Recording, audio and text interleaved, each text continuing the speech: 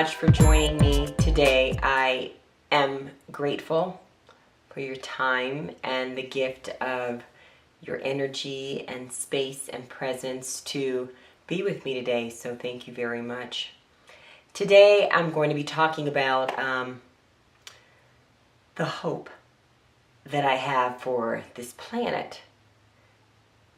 And I want to talk about this hope because this weekend I spent some time at an amazing conference that focused on issues of connection, inclusion, relationships, diversity, where many leaders from around the area in education and in other aspects in the community gathered together.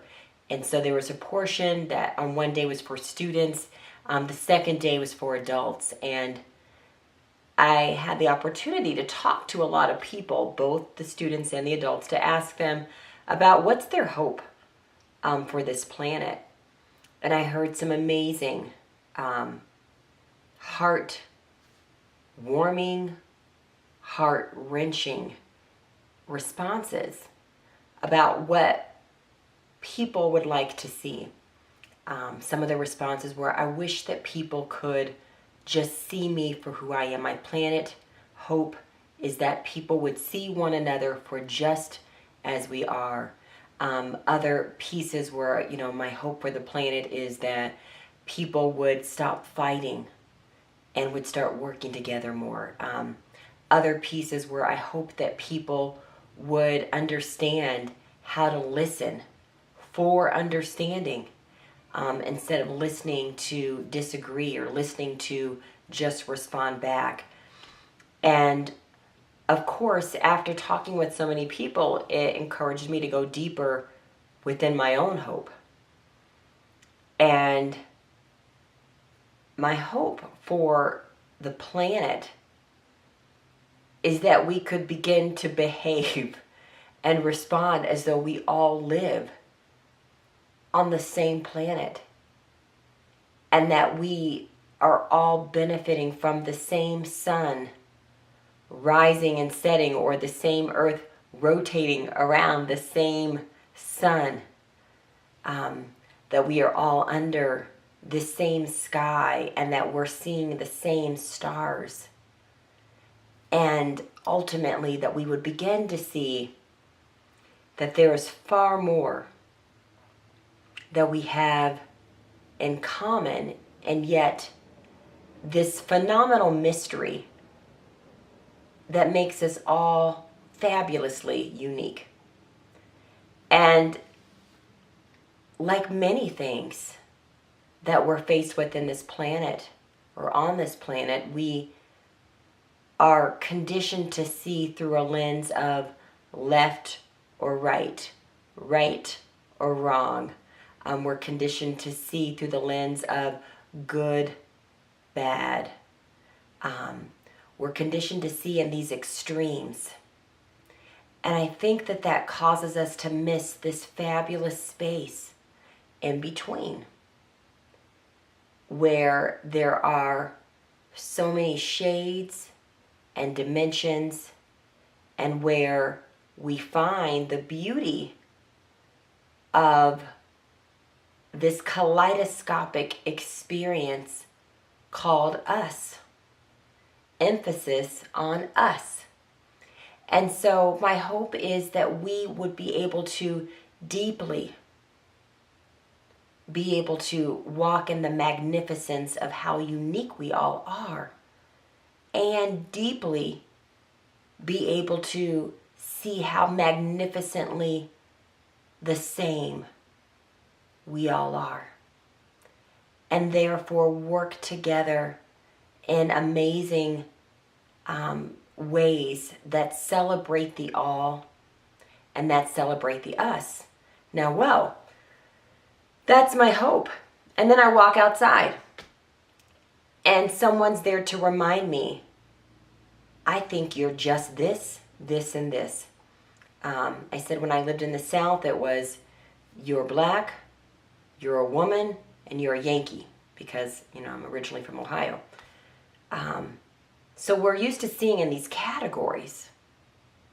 and labeling people, and then accepting these labels that are thrown upon ourselves. And instead, if we could begin to see the intricacy of the tapestry called us, and we would not need to fear something being different, because I wouldn't be fearful that I'm not enough. I would know that I am wonderfully, fabulously, magnificently able to be unique and to express myself as such, and to also know that we are all so interconnected as one humanity, and that there are countless layers upon layers, and there are countless intersections that demonstrate how much of our lives are interdependent. But we live under this illusion and this veil called separation. And we live under this cloud that tells us to be only concerned with me, myself, and my and mine. That tells us there is an us and a we and an other. An other is always different and less than. And we buy that every day. We compare ourselves to someone else. We buy that every day. We try to make someone feel smaller, or even worse sometimes, make ourselves seem smaller in the presence of someone else that we so-called admire, as opposed to seeing that we all share in wonderful, unique, fabulous, magnificent gifts and talents that have been given to us to express and to share, and that are so needed to help one another expand collectively, grow collectively, experience more collectively, share collectively, learn collectively, understand collectively. And so that's my hope. So what about the right now is the next question. What do we do in the right now? And I say in the right now, we imagine that hope. We work on removing the layers that are in opposition to that hope within ourselves. We slow down and notice, when am I buying into this exchange that makes me see through a lens of separation, and how to begin to operate and speak and even meditate from an us, from a one planet perspective.